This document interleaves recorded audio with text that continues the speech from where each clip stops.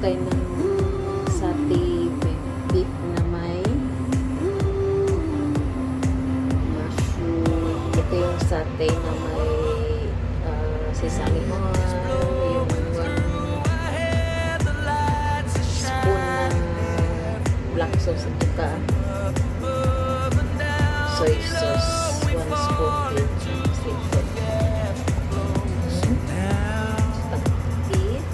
Chicken broth.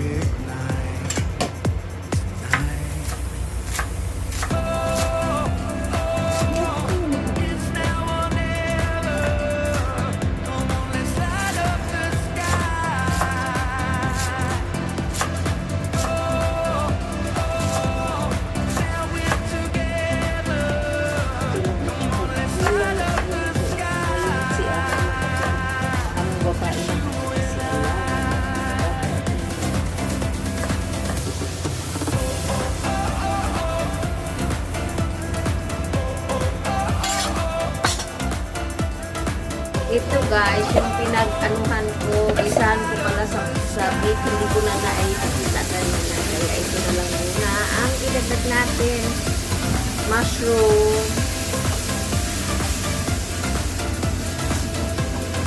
Igisa natin sa pinag-isahan ng beef. Tapos ilagay na natin yung sutanghon dyan. Pinaka-easy na gagawin siya. Ayan yung sutanghon. Tapos, pakuluin lang siya. Lagyan ng chicken broth konti. Ayan, imikos-mikos natin guys. Madali lang siya. Tapos, ayan na yung beef na naikisa ko ng kanina. Ihalo.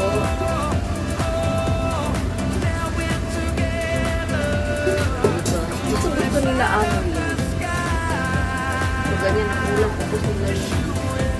Pero madami yung beef. Worth 200 plus, 280 something.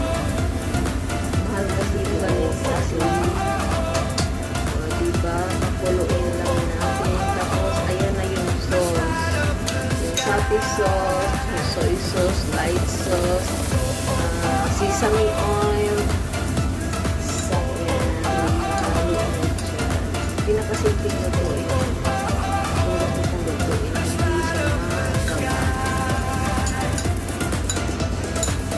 Ayan. Kunting pakulo lang siya. Sa tama na yung lap.